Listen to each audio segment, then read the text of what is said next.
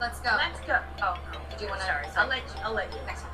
I'm excited and I feel relaxed and I'm ready to party. Don't say sorry.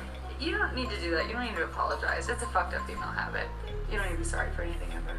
Can you guess what every woman's worst nightmare is? I don't have rage issues. I have nothing to prove to you. When I'm good, I'm very good. But when I'm bad, I'm better. I say when it comes to stardom and Lauren, there are no accidents. Hi, Karen Peterson.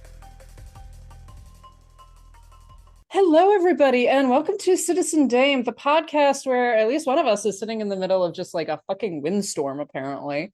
I am your host, Lauren Humphreys Brooks, and with me, as always, is Karen Peterson. Hello, Karen. Hello. How are you doing today, Karen? I'm doing all right. It is cloudy and it's supposed to rain here today, so. Yeah, we're overcast and very, very windy. The weather here has been just bizarre the past few days, but we have actually reached spring, it seems like, which is good. Yay. Always nice. Spring in New York is always an interesting time. I can tell that it's spring because all of my congestion has just risen. It's like, oh yeah, that's right. Allergies. Oh, it's warm. It's sunny. Allergies. Yesterday, I don't know, one day this week, I went to work and I was just like, maybe I should go home. My throat's kind of sore and I feel a little bit congested. And then I was like, oh wait, there's like so much pollen in the sky.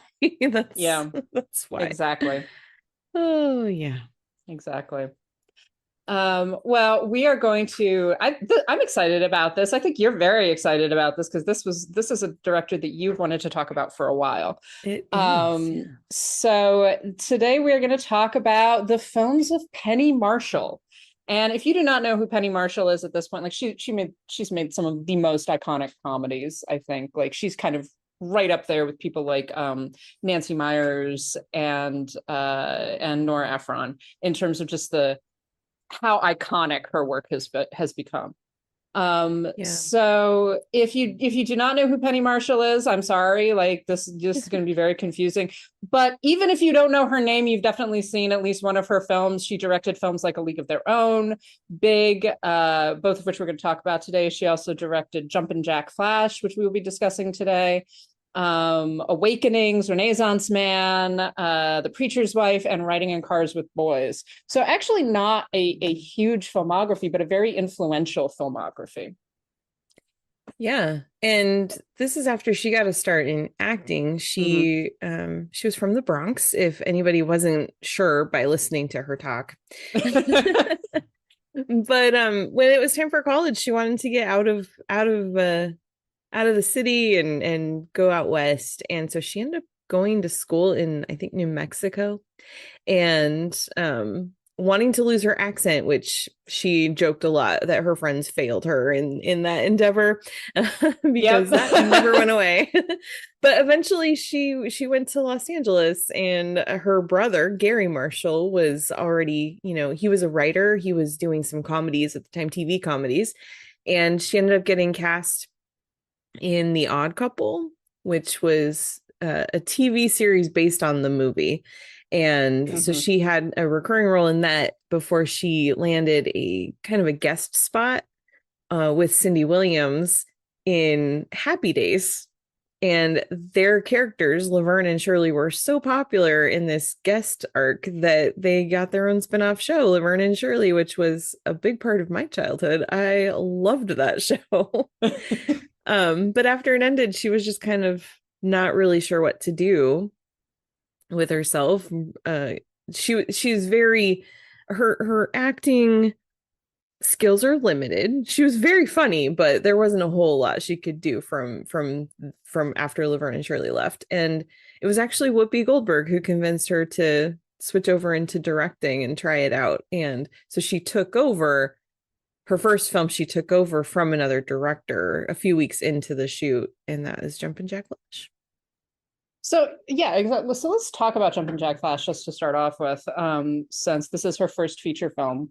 And she described it as jumping into feature films was like cramming 4 years of college into one semester, which I would imagine. So if you've never made a film before and you're making a pretty big film, this is not like a small student production or a short film or anything like that. This is like a big kind of action comedy, right? Yeah, and like 20th Century Fox, I think. Yeah, with a major star. Produced it. With a major star. Whoopi Goldberg is a major star at this point. And so this is definitely a big learning curve would be there. So this was a film that I had never seen before. I had heard things about it, and it kind of has got a lot of negative press when it came out. It was panned. It had a modest success. It wasn't a box office failure or anything, but it wasn't like a huge film, and a lot of people really disliked it. It's definitely had a resurgence, I think, in more recent years, where people are actually talking about it again and being like, hey, this film was actually pretty good. I think it's around the time Penny Marshall died. She passed away in 2018. And I think that was kind of the point where people started reappraising some of her work. And this is one that benefited from that. Well, and one of the things with her films, and she's similar, that's why I brought up people like Nora Ephron and Nancy Meyers, is that she makes this particular kind of bubbly comedy, I guess would be the way that I would describe it. Very like, not terribly serious, not films that are grappling with apparently serious issues. And we can discuss whether or not A League of Their Own really qualifies in the same way. But there's that emphasis on comedy throughout. And I think that that's one of the things that kind of pushes her to sort of be sidelined in a similar way to people like Myers or Ephron, in that she's a female director who is at the same time making pretty straightforward mainstream comedies. And there's a tendency to be like, well, she's not a great filmmaker, right? She's not really important in the same way because of the style of film that she's making. And I think that's one of the things that's happening in terms of Jumpin' Jack Flash, and maybe one of the reasons why it got reappraised after her death, because it is a very kind of 1980s action comedy. It's incredibly it's so 1980s that watching this film, I was like, literally everyone in the 80s is in this film. All the people from the 80s. Like, so this was a film that was released in 1986. It's the year I was born, everybody. And it's just so dominated by not just by Whoopi Goldberg, but by all of these actors that you're like, oh, there's Jim Belushi and there's Michael McKean and there, like, Tracy Ullman is there. These are all people she had been working with up to that point in various capacities. So it's not like they just came out of nowhere. It was like she was friends with Michael McKean from Laverne and Shirley. And she knew John Lovitz from Saturday Night Live, and he actually had to audition for that role. I didn't realize it. I was reading some stuff on it yesterday. So it was like she was kind of doing the thing where she's collecting people that she knows. Some she didn't, but it's like, it's one of those things that I really admire when filmmakers do that, where they're like, hey, let's all go up together, you know? Yeah, let's all get together and make a movie. And it feels like that in a lot of ways, that it's like, oh, there's John Lovitz, there's Phil Hartman has a small part. Carol Kane, it plays Whoopi Goldberg's best friend, and she's just delightful. Like, I love her. So this is a story about Teresa Terry Doolittle, played by Whoopi Goldberg, who works at the First National Bank and is kind of a computer whiz, and is represented as being very kind of spacey and all over the place, but also very, very competent in her job, more competent than pretty much anyone else. And she winds up getting a communique from a British intelligence agent who calls himself Jumpin' Jack Flash, who essentially manages to hack into her terminal and then begins communicating with her. And he says that he is trapped somewhere in Eastern Europe and he needs her help to get him out. And then this kind of launches this major kind of comedy espionage thing, where she is trying to figure out ways to help him, only communicating with him through this computer. So, Karen, why don't you start us off on this one? This was the first time I'd seen this film. I was just massively entertained by it. But what are your initial feelings on Jumpin' Jack Flash? Yeah, I find this such an entertaining movie. This was one that actually showed on TV a lot when I was a kid, and it wasn't until I was a little bit older that I found out people hated it, and I was like, "What? That movie's hilarious. What are you talking about?" Um, and so I'm glad that it finally started to get some more respect because it's a very funny movie, and um I love how much it just pulls from all the 80s like espionage movies, not just comedies, but some of it with the comedies too, but especially like just spy movies, and it plays with that genre so well.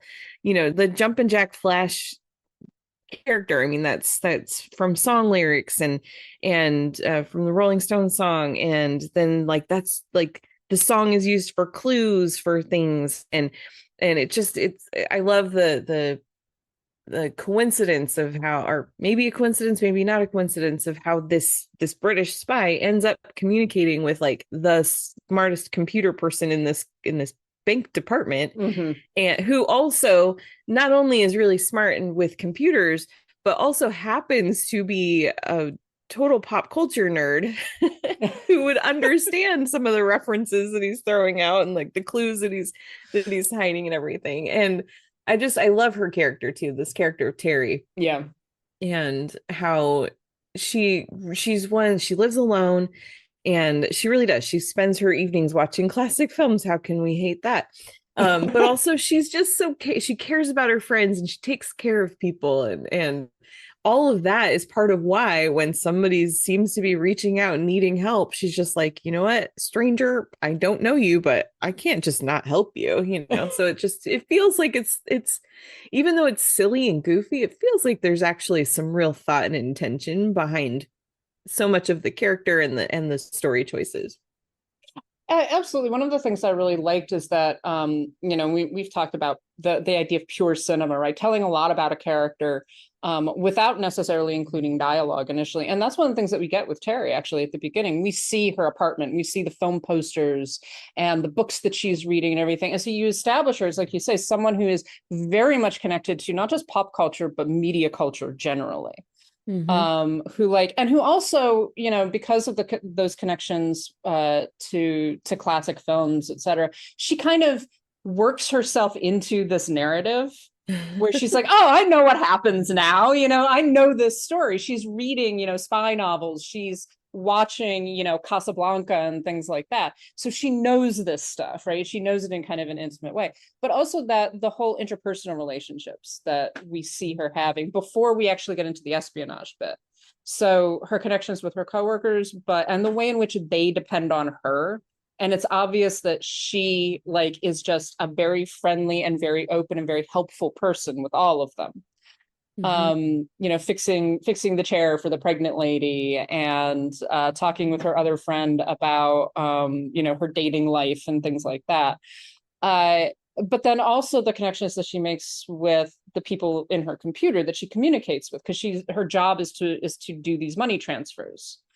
And so she's talking with people in France and in Britain and all over the place. But what we find out is that she's not just talking to them about money transfers, she's talking to them about their love lives and what's going on with them today. So she has these connections with people that she just forms as a part of her natural self.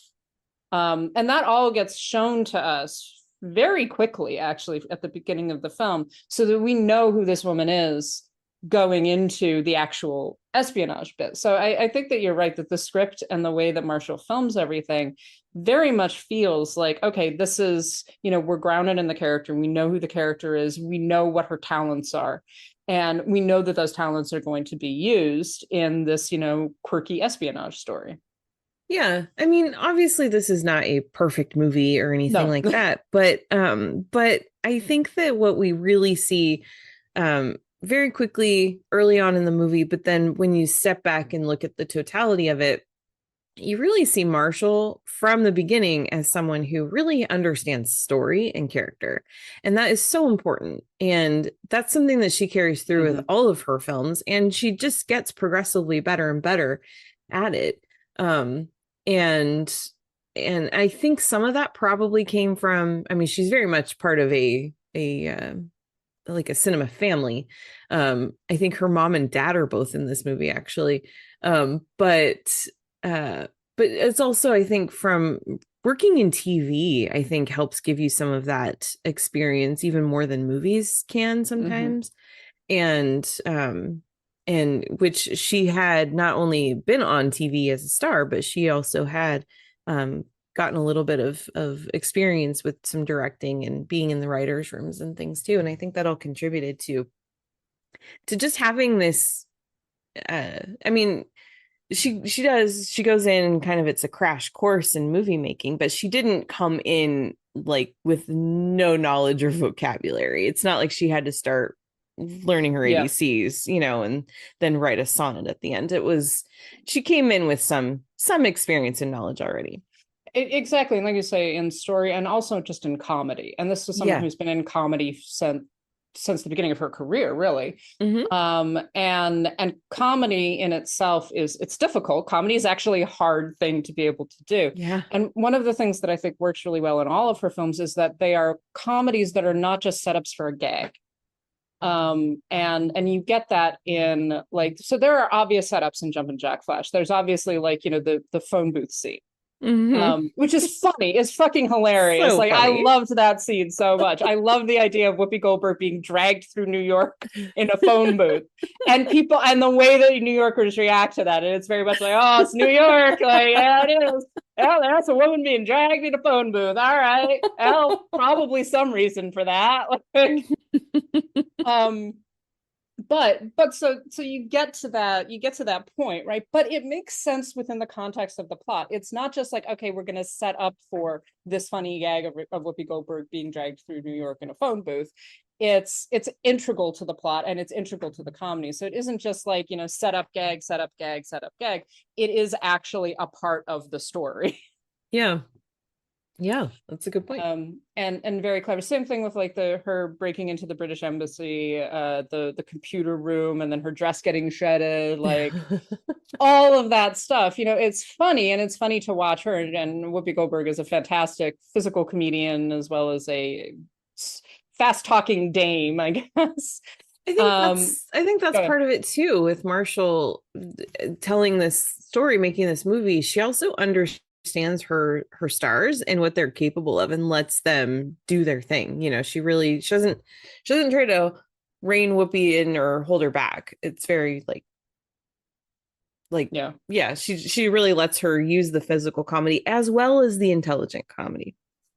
Yeah, I think that's a really good point. It's not well, the other thing that I liked is that again, this is the kind of story where this character could have so easily been made the butt of a joke. And she isn't at any point. Like, she's strange, she is like, doesn't quite fit into a lot of spaces, but she is not, she isn't someone that's being made fun of. She, like, the people that make fun of her, when they do, like, she clocks them pretty quickly. And she proves that, you know, she's much more capable and smarter than people think she is. And we know that right off the bat, like, because it's established what her capabilities are. This is not, you know, some hapless person who gets thrust into this espionage game. This is actually someone who is very, very competent in what she's doing, and she uses all of that. Yeah. I did want to talk about briefly the Jumpin' Jack Flash section with like the actual song, because it's so 1980s, first of all, because I was sitting there going like, well, why don't you just look up the lyrics? I was like, oh, you can't really look up the lyrics, can you? Like, they didn't even used to print them in the like jackets of the CDs and stuff, or they weren't CDs at the time that this came out, but yeah, you didn't. How she goes about getting those lyrics is exactly how it was. Yeah, figuring out the lyrics to Jumpin' Jack Flash. And there's definitely like, yeah, that's an odd song. You know, I was crowned with a spike right through my head. What? What are you talking about, man? I just really enjoyed watching that and like do her, you know, impressions of, oh, it's the Jagger dance. It was very clever, although I did immediately that they said the key is, so it's like, it's the key, what key is Jumpin' Jack Flash? Yeah, but yeah, how she's getting lyrics wrong and she's like, that can't be right. And she goes back and looks at it again and yeah, It's just funny. Like I just it found it very is. funny. Yeah. So yeah, it's a, like you say, it's not a perfect film. And I think that it kind of stutters in terms of pacing and stuff like that. I really like the fact that spoiler alert, like she kind of gets the guy in the end, and I really enjoy that. I like this whole like, again, that relationship that develops just through the two of them having this communication on the computer. Mhm. Um, One of the other things I like about that though is they do have this connection, and there comes a point where he's asking her to do something, and oh, it's to go to the anniversary thing at the embassy, and he says, "Do you have an evening jacket?" And that's when she realizes that he thinks that Terry is a guy's name and yeah. that she is not she. And so she kind of has it out with him a little bit, like, dude, I'm capable. And he's just like, Yeah. no, no, no, I can't ask you to do this. And so it does kind of get into that a little bit of these expectations of, oh, this is men's work, and she's just like, screw you, man, no. Yeah, it's very smart. It's and I like the fact that they address that like he doesn't realize that she's a woman Mhm. for a good bit of the story. And then when he does, he's like, no, goodbye. It's just like, what? You just like Yeah. asked me to do all of this shit and I've done it. I've done it. I've accomplished all of the things you want me to do. And now you're just like, oh Mhm. no, you're a girl. Right. Well, but what I like too is that there's kind of this sense, because they're only communicating in basically text messaging Yeah. and or direct messages, whatever. And there's sort of this, it's like he gets kind of protective of her. And so that's again laying the groundwork and having something pay off later. There's sort of this later on, it feels like, or maybe this is a repeat viewing thing, I don't know, but it's like, okay, it's not that he doesn't think she's capable, it's that he now cares and doesn't want anything to happen to her. So Oh yeah, no, he definitely cares about her, and he apologizes also when he yeah. finds out that she's a woman, and she's like, "Well, fuck you! Like, if you don't think I'm Hmm. capable just because I'm a woman, after I've done all of this shit." And then he's like, "Okay, I'm really sorry. Like, here's what you need to do. You know, I shouldn't have said that. All of that stuff. Yeah, it's just like it's this nice little element that gets worked in there, and kind of highlights, her competence and the fact that, some of those elements about like when you just make the assumption that someone is a male, oh, they're really capable, aren't they? Hmm. Like, why would a guy be any more capable than she is just Right. because of like a guy in the same role? Right.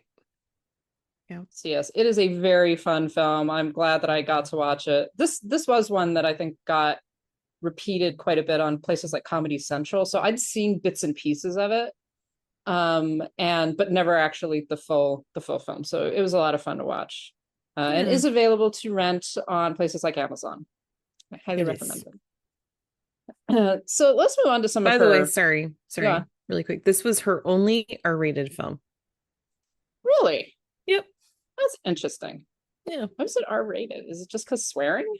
Yeah, I mean, the 80s were really sensitive about that stuff.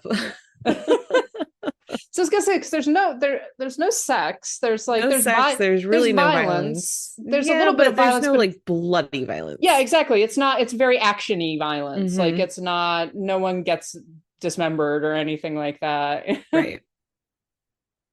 And it does have literally everyone from the 80s is in this movie. Yes. Which is also true for the next film that we're going to talk about. All of her films, literally everyone from the 80s are in these films. Hmm.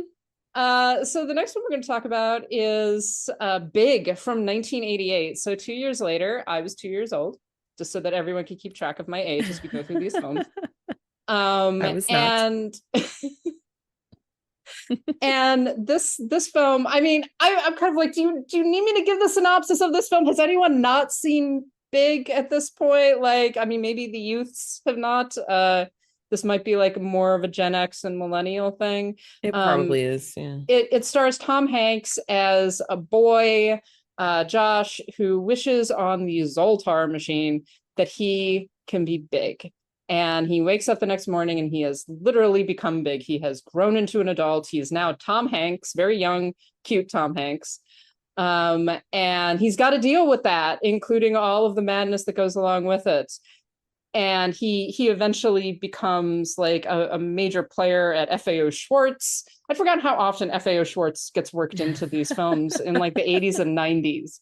I went to FAO Schwartz like once as a child because of like Home Alone and shit like that. It wasn't just where you went on Saturdays. What?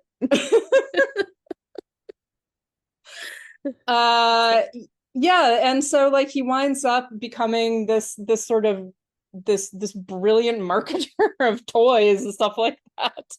And in the process winds up in a relationship, which I think we should discuss at some point. But this is again a very sort of straightforward, really big, famous, well-known, beloved 1980s comedy, and very rightfully so. It's very funny. It is very like well-paced. Tom Hanks is charming as fuck. Everybody is charming as fuck, but Tom Hanks does a great job with it.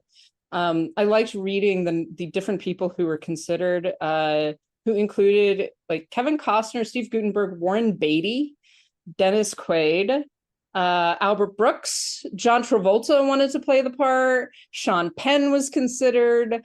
Robert De Niro was actually cast. This is the one that makes me go like, I want there to be an alternate universe so that I can see the version of Big starring Robert De Niro. Like, I just really, because that would be a different film. I mean, even is there like a screen test like video out there somewhere that we can have access to? You know? Exactly. I want to see this. Like, because Robert De Niro in the 80s, okay, like, yeah, I could get maybe, but like, I want to fucking see that, man, because it is that is a different. That's different. That is a different role for him. And definitely different from Tom Hanks.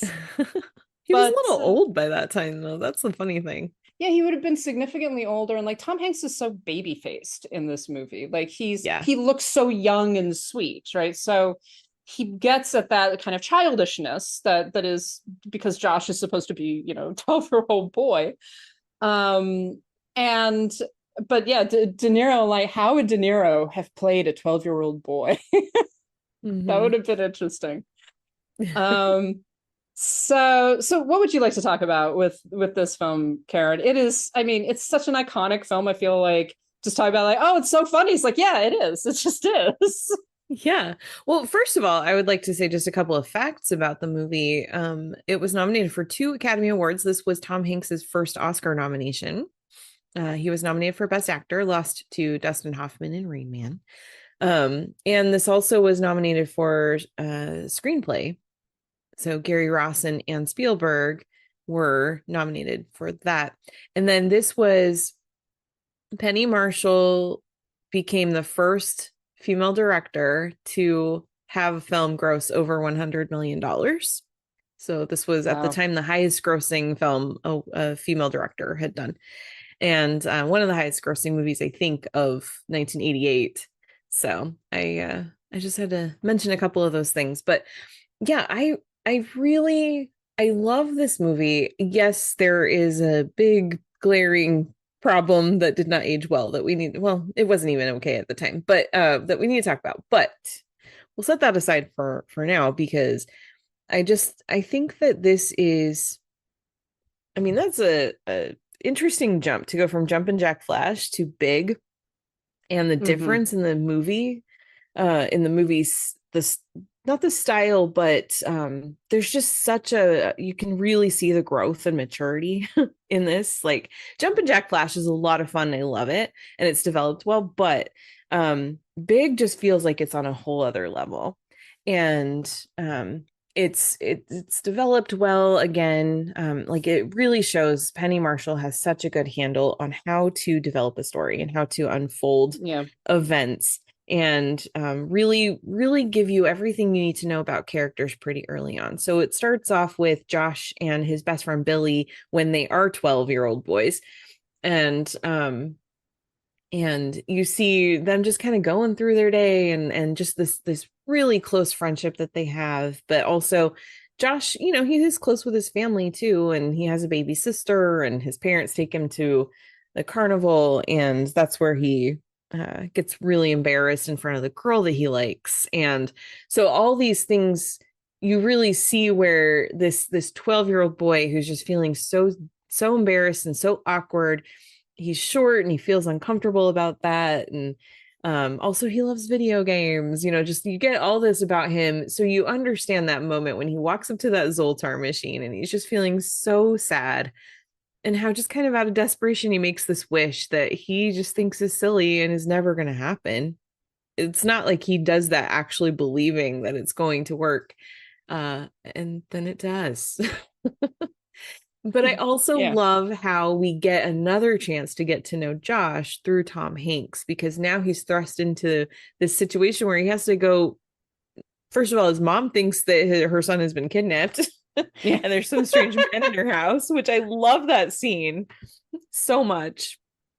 I think actually we have to also talk about mom in a second, but yeah, he ends up kind of having to hide out in the city until they can figure out a way to get him out of this situation. And that's where we kind of get to know Josh in another way as this kid who, like, how does he handle a crisis and what does he do? And and I think it's a very funny movie, but I think it's also a really sweet and tender one as well.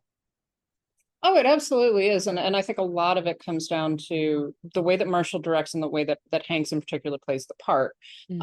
Because it's not just like any 12-year-old boy, it's this very particular 12-year-old boy, and you feel like he's embodying this character. Yeah. And all of those things, just like, okay, so it's you know, it's kind of like a fun exercise to start out with. It's like, okay, if a 12-year-old suddenly became an adult, how would they react to it having to exist in the adult world? Right. So, like, yes, his mom freaks out, as she would. Who would not freak out if your 12-year-old was missing and there was this random man in the house claiming to be him? Yeah, exactly. But then also, like, him trying to figure out things like how to get an apartment. And then when he begins to be like, okay, now I'm like solid on my feet, what do you do? Well, of course, like, you buy all of the cool shit that you want to buy because you're 12 years old. You don't really think about all of the adult things that you actually have to deal with because you're 12. And also when you're 12, a lot of the time, particularly if you grow up like middle class, etc., a lot of the time you think that, oh, adults just have it all figured out, and like, oh, all of this money is suddenly coming towards me. I'm rich, right? I can just spend it on anything, and you're going to spend it on candy and toys. Sorry. Yeah, no, go on. I was gonna say, I love, just on that note, I love the scene where he's working at the toy company and in the data processing department, and he gets his first paycheck and he's like, $187. And John Lovitz is like, I know, doesn't that suck? And he's just like over the moon. He's just like, I can't believe, he's never seen this much money in his life, you know? Exactly. I remember the first time I had the bank and cash it. I remember the first time I had $100, like, just like, oh my God, I'm rich. I've never been richer before. Like, and yeah, of course, when you're an adult, you're like, that's not a lot of money. And like, even in the 80s, that's not a lot of money. But when you're a kid, like, that is the most money anyone has ever had. Yeah. Yeah. And I love how it's done. It feels so believable. One of the ways that, just going back to what you were saying about how this doesn't just feel like Tom Hanks is a random 12-year-old. This is a very specific 12-year-old boy. One of the ways that they did that actually was a lot of scenes, especially where it was physical comedy. They had David Moscow, who played young Josh. They had him act out stuff and film it. And then Tom would watch the recordings, and then he would just learn kind of how to do it, how to kind of replicate the physicality that David Moscow did, so that it really does. It's like, this is what this young kid would do if he were in a grown-up body. It's those really smart things like that that make it feel so tangible and real. Yeah, he gets at that kind of awkwardness of that age, that like, you know, and so you're also in a new body where you're a full grown man. And he hasn't really gotten to go through puberty yet, but suddenly he's an adult man.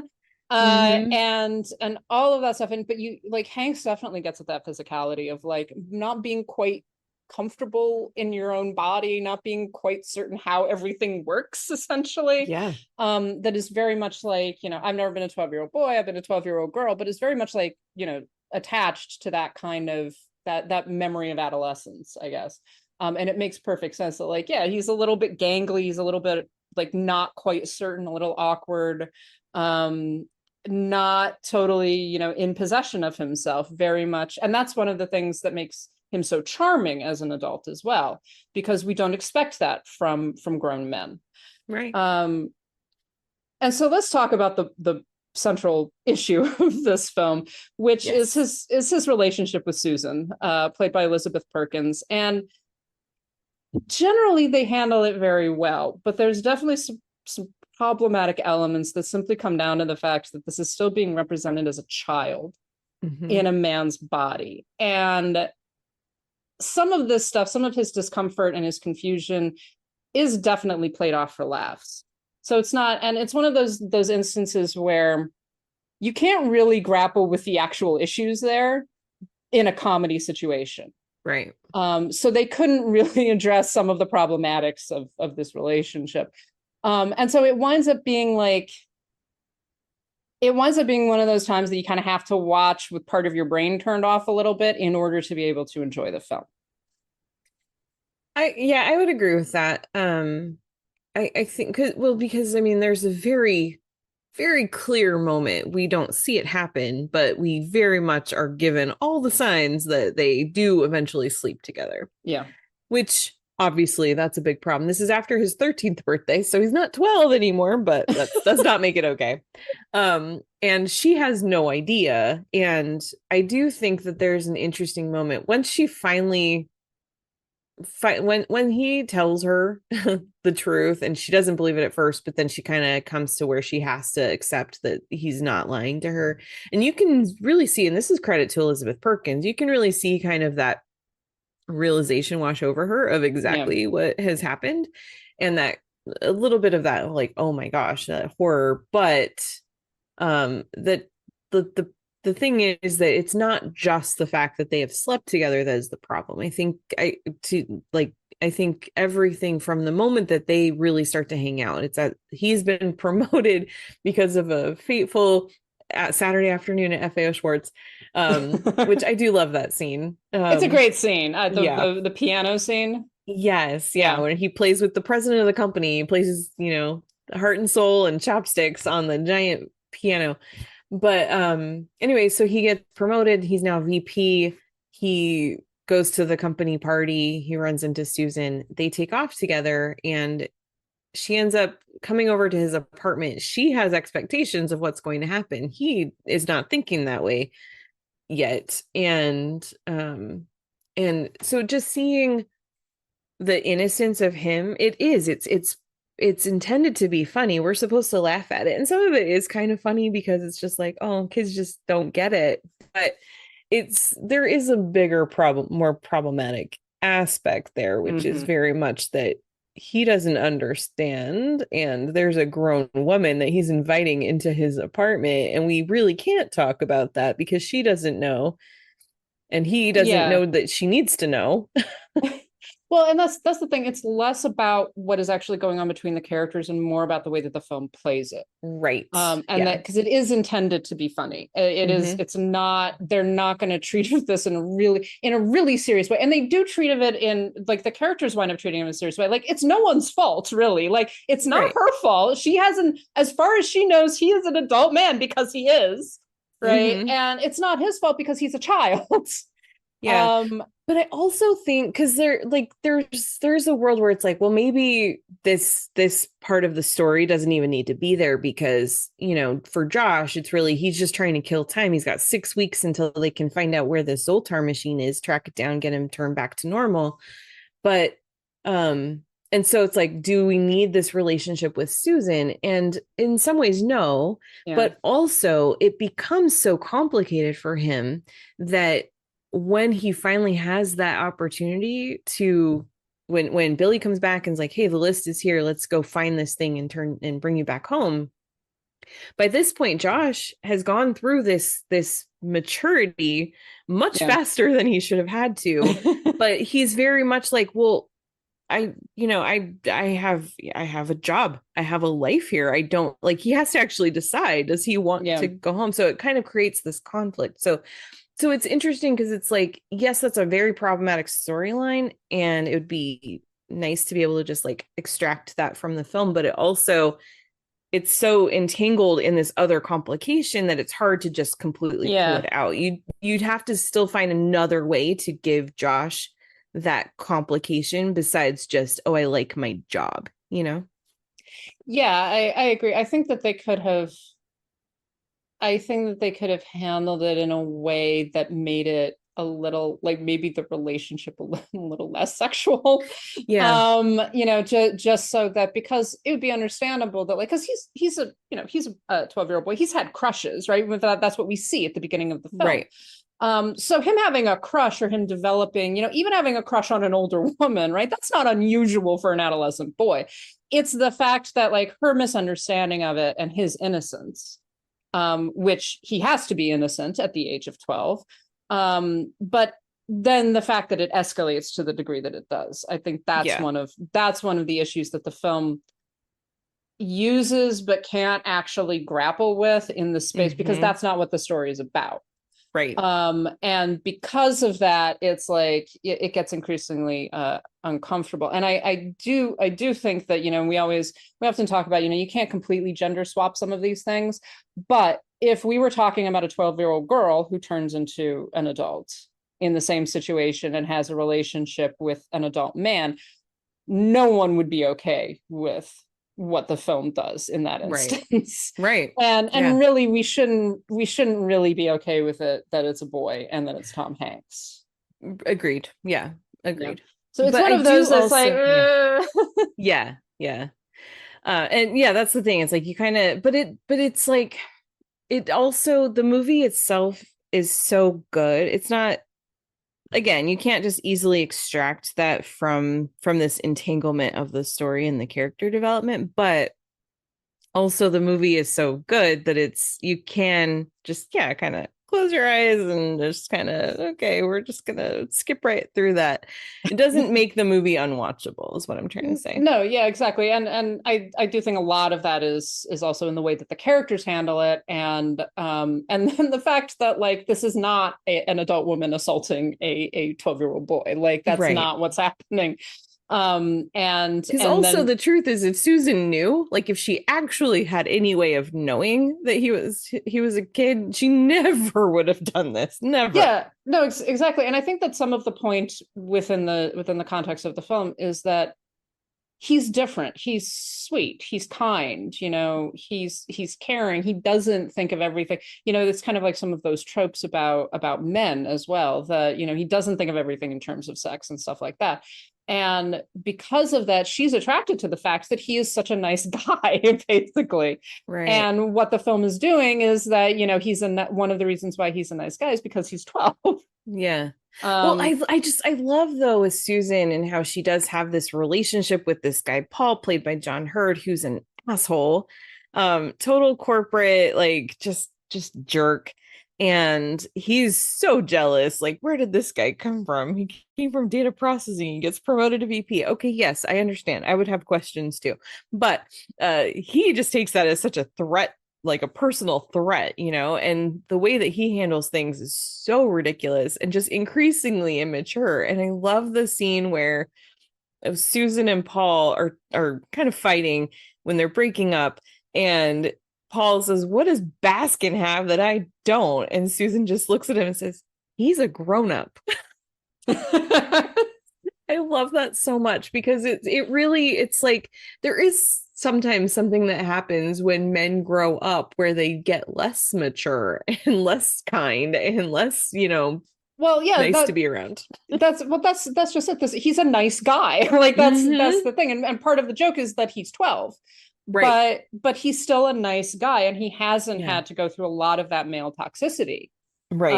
And then I mean we talk about all that means as well, but that's kind of, it's just like me, be a nice guy kind of thing. If you're nice, you might actually get ahead more, and you might actually be a happier person. Yeah, I do think the movie is also trying to give us the impression, though, too, that Josh is just a sweet kid, and he probably always will be. Yes, and I hope that his experience also leads him to becoming that adult, that Tom Hanks, Yeah. So let's jump forward to a very different Tom Hanks role, in which he is not the lead character, although he is definitely an important one. So moving ahead to 1992 and A League of Their Own, which again, talk about fucking iconic films. I mean, this one is just. There are no more iconic baseball movies than, I mean, League of Their Own is one of the top ones, definitely. This was the second film by a female director to gross over $100 million. Good for you, Penny Marshall. You're doing good. So this is 1992. So let's see. I would have been 6, I think. I was in high school. I did not see. Obsessed with this movie. I did not see A League of Their Own when it came out. However, I did play baseball I forget how old I was when I started. I did not play women's baseball. I played baseball on a baseball team with primarily boys. But there's definitely like when I finally saw this one, was just like, yeah. Although sliding through bases in a fucking skirt, that sounds like truly horrible. And I'm glad that this film actually does address this. So if you've actually read something where I'm trying to remember which actress it was that did that slide where she has that giant bruise on her hip, on her thigh. Yeah, apparently that bruise stayed for over a year. Wow. Yeah, I mean, it's just like, and baseball, like the dirt around it's not dirt, it's like usually gravel or something like that. Like so it sand and clumpy. And you're running full tilt, and you have to slide. And I even when I played as a child, I slid before, and I would like tear the bottoms of my baseball pants. Like, it's not it. I can't imagine it. That would hurt like a bitch. Yeah. Oh. So if you don't know what A League of Their Own is about, I can't help you. Like, at this point, come on, guys. Like, you have to know. So it's about women's baseball when Major League Baseball is essentially having to be put on hold to a certain degree because all of the men are off at war. It's in 1943, and so they decide that we're going to have a women's league. And all the girls are going to play baseball. And so this film deals pretty explicitly with a lot of the sexism of the time period, but also the female camaraderie and this whole idea about these women who have, are kind of being put into positions where they're kind of taking over a lot of the roles that the men have, but they're also being mocked for it. They're also being treated badly for it because it's not just they're actual athletes. It's not just, we're going to put on a show for the boys. They are actually baseball players and serious baseball players. And so they're struggling to be taken seriously. It's just such an iconic film. Gina Davis kind of leads everything, and she is wonderful. I love the way that Marshall balances the relationships with between the women, because it's very much about the women. Tom Hanks is kind of there as the manager, or the coach to sort of run everything, but so much of the focus is about the interpersonal relationships, again, between the women, and particularly between the two sisters, Dottie and Kit. Yeah. So what are your thoughts on, you said you've seen this film 1,000 times. Oh yeah. Why have you seen this film 1,000 times, Karen? Oh, because it's just so perfect. First of all, I'm a huge baseball fan. And, I love Field of Dreams. I really like For the Love of the Game. But there's just something about about A League of Their Own that it feels like they made a baseball movie for me, you know, like at the time in 1992 when this came out, I actually didn't know much about the AAGPBL, but I think I got that right. But this really kind of unlocked that for me, and I really wanted to learn more because when I was a kid, if you wanted to play ball, the choices were Little League or Mary Miss softball, and the girls played softball. They did not play baseball. Occasionally, you'd get a girl who was particularly good, and they'd let her play in Little League. But in my town, mostly it was like, no, girls played softball, and I had a terrible experience with that, which we don't need to get into right now. But I will tell that story another time. But yeah, I grew up going to baseball games. I loved baseball, and getting to see and learn that there was once an entire league where women got to play professional baseball just really it just did something for me. And then this movie itself it's very funny, but it's also very emotional. There's so many great moments. The relationship between Gina Davis and Lori Petty as these sisters, Dottie and Kit, the competition that is really coming from Kit. Dottie's not fueling that. She doesn't even intend for any of it to happen. She's kind of clueless about it because she's the older sister that has had everything kind of just happen for her. Everything's been easy, and she doesn't understand what it's like through her sister's eyes. And then seeing best friends and seeing people who don't know each other, and just seeing the way women lift up and support each other and cheer each other on. There's nothing to dislike about this movie. It's such a wonderful experience every time I watch it. Yeah, exactly. I mean, I put in the notes of on our agenda, perfect movie, no notes. Yeah. Like there's not much to criticize about it. Honestly, it's very well paced. It's very empathetic. And it's so many iconic lines, no crying in baseball, that kind of thing. Which is hilarious because men freaking sob at Field of Dreams and whatever. That's part of why that's so funny. Men cry in the World Series. Men take sports so fucking seriously and They do. have so many emotions around it. And then it's like, oh, there's no crying in baseball. It's just like, no, there definitely is. There definitely is. You guys, like, come on. So much crying in baseball. To your point, yeah, I ran into so I played baseball. I didn't play Little League, but I played whatever it was for kids. It wasn't t-ball, but it was one up. And I played that throughout my childhood and adolescence. And then it came to a point where it was like, oh, now the boys go to Little League and the girls go to softball. And I was like, but I don't like softball. I don't want to play softball. And I really just wish, I think that legally they could not have stopped me from trying out for Little League, but I don't think I would have made it. I was very much discouraged from like even, and I don't know if I just wasn't good enough or if it was more like, you're a girl, why don't you go and play softball?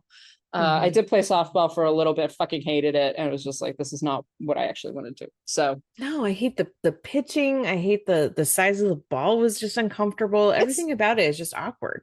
It's a different game, and it employs slightly different skills. It's similar, but it employs slightly different skills. And I've seen, women's softball pitchers are crazy. They're fantastic. But it's not what I wanted to play. It wasn't something that I actually wanted to do. I'm like you. I love baseball. Go Yankees. Yeah, I don't want to disparage softball because I think that I have so much respect for anybody who does sports on that level, but it just wasn't for me. Yeah, just not what I want to play. Yeah, I hate the size of the ball. Fucking hate it. It's just like, no, what is this? This is, you kick it. This is something you kick, not throw. Right.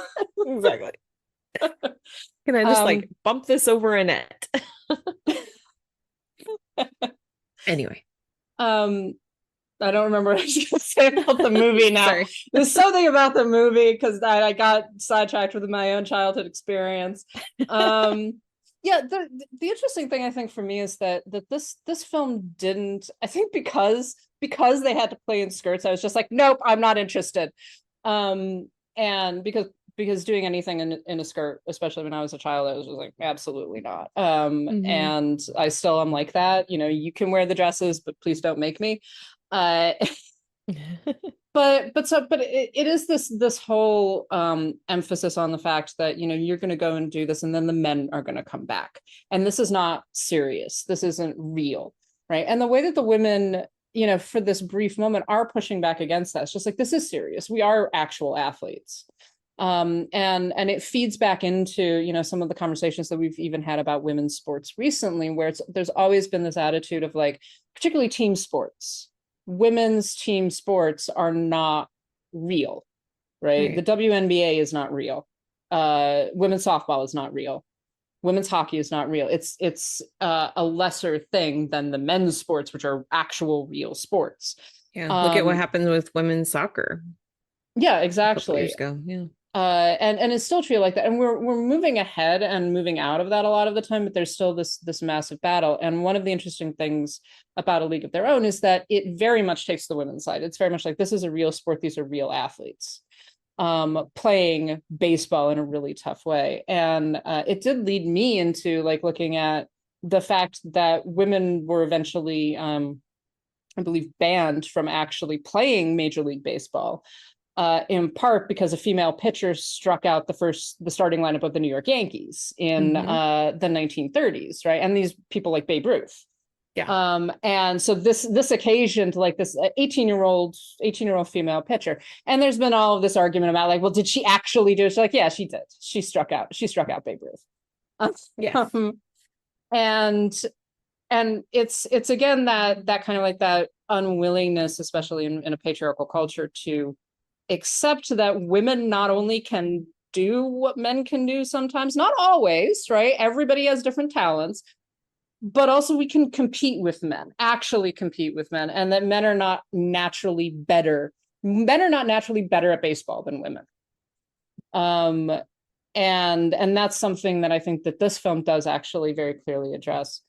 One of the other things that that the film has been somewhat criticized for is the fact that it doesn't openly address issues of sexuality, which is something that is true. Which is something that and I don't think they could have. This was talked about when the television show came out. Could the film have addressed the sexuality of some of the players?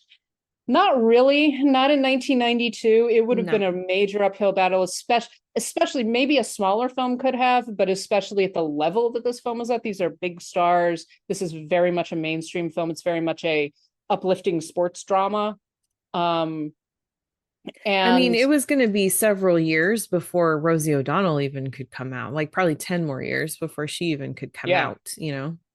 Yeah, no, exactly. And maybe even more than that. I don't know when she actually like publicly. I'm not sure. It was kind of it was one of those kind of obvious, but she never publicly said that she was gay. But yeah, it was 2002. It was exactly 10 years later. Okay, 10 years later. There you go. But it is one of those that, like, in watching the film, it's like it's there. The subtext is there, particularly the relationship between the Rosie O'Donnell character and Madonna. Who I enjoy greatly in this film. She gets some criticism for it. It's just like, I like her. I think she's great. Oh yeah, I thought she was perfect for that part. All the way May. But it's an interesting issue because it is one of those times where you're like, if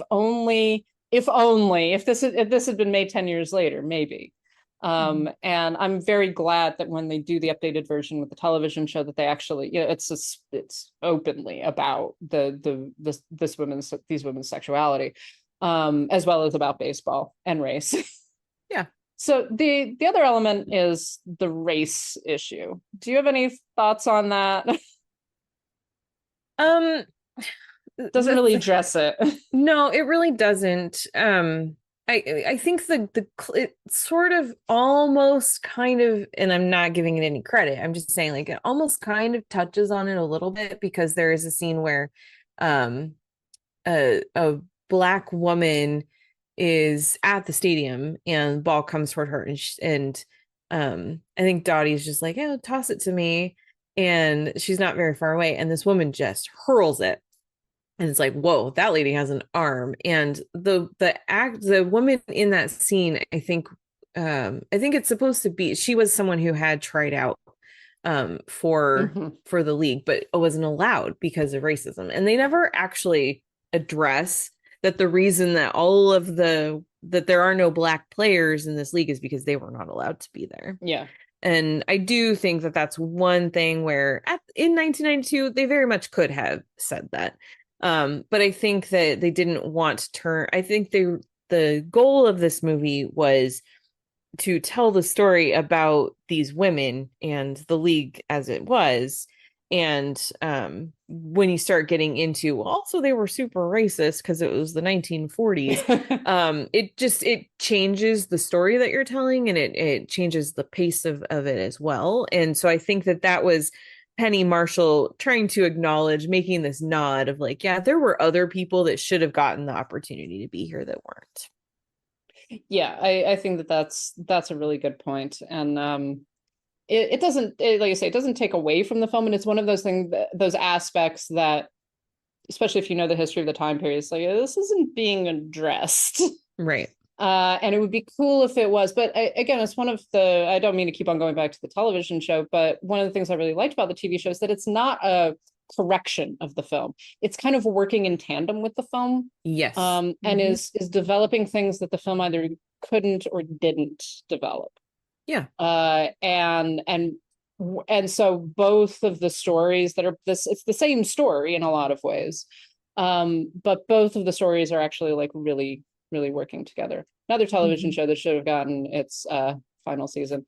I'm still so mad about it. I'm very upset. Fuck you, Amazon.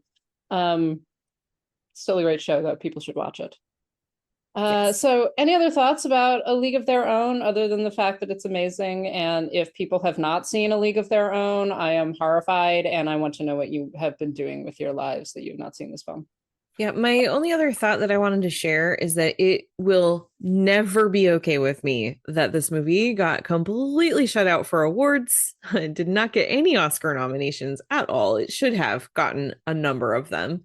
And that it's always bothered me. This should have been, Tom Hanks should have been supporting actor. Gina Davis should have gotten best actors. It should have gotten screenplay. It should have gotten so many things, and it did not. And that is not okay.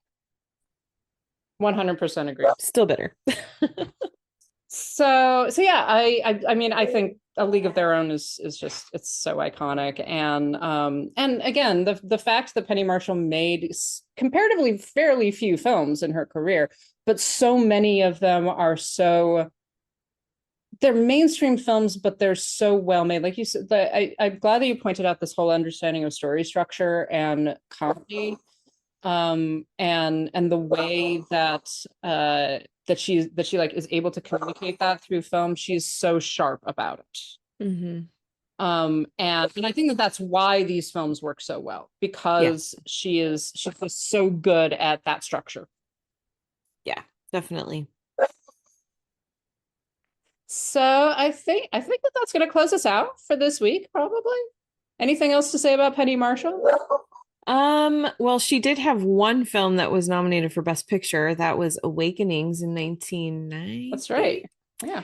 Starring Robin Williams and Robert De Niro, and she was not nominated for Best Director. I'm still mad about that too. But I did want to acknowledge we chose not to do that one today. We wanted to do some of the lighter stuff because Awakenings, it's a sweet movie, but it's pretty heavy.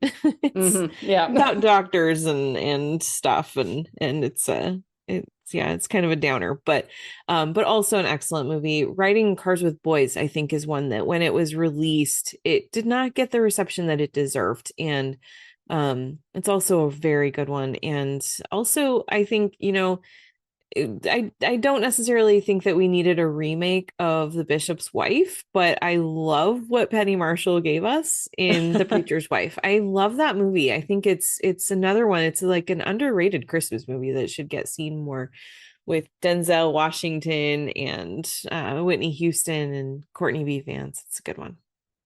She's just a good director who's made good movies. She doesn't have a miss in her filmography.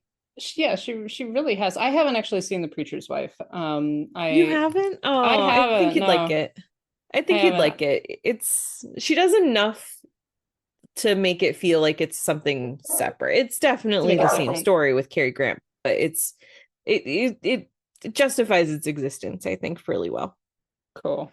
Yeah. Cool. Oh, I'm gonna have to check it out. You Sorry. should. My dog is just like, you might not be able to hear him, but he's now like making his little bark howl, and I'm just like, I can hear little bits every once in a while, and I'm just like, oh, I bet that's so loud in your apartment. the last time he started barking, I was on a Zoom call, and I was like, and my client was like, how, it's like, what kind of dog do you have? And she was like, so he's small? I was like, yeah, he's short. He is not a big dog. Like, he just has a big dog bark. He does his big dog bark, and he sounds like he's 3 times his actual size. He's a short king. He very much is. It's like, it's that German Shepherd, and it was like, oh my gosh, that's so funny. Anyways, all right. So I think that is going to close us out for this week. Thank you all so much for listening. And as always, we want to thank our lovely patrons, who include Abby, Ali, Brian, Connor, Estefania, Heather, James, Judy, Carriata, Matt, Michelle, Monty, Nanina, Robert, Steve, Sharon, and Tao. Thank you so much for continuing to support us, you guys. If anyone is still owed buttons, etc., please let me know. I think I've got everybody now. But if you still haven't received them, please inform me, because you should have. If you want to join their number, our Patreon is patreon.com/citizendame, and you get fun little things like buttons and stickers, as well as access to our episodes early and some fun bonus episodes as well. We also have our Etsy store. It's etsy.com/shop/citizendamepod. And we do have a Ko-Fi, ko-fi.com/citizendame. Our website is citizendamepod.com, where there are reviews and commentaries and editorials and fun things. I know that Karen has some new reviews up there. And so you should definitely check that out. And you can also get in touch with us a multitude of ways. Our email is citizendamepod@gmail.com. And we are also on Twitter, Instagram, and Blue Sky at Citizen Dame Pod. And we are a Letterboxd HQ at Citizen Dame. And you can access our lists, the list of the films that we talk about, as well as articles, links to the podcast, etc. And that's at Citizen Dame. So you can also get in touch with us individually. Karen, where are you? I am on all the socials, most especially Instagram and Letterboxd at Karen M. Peterson. And I am on Instagram and Letterboxd at LH Business. So that will close us out for this week. Thank you so much for listening. Bye.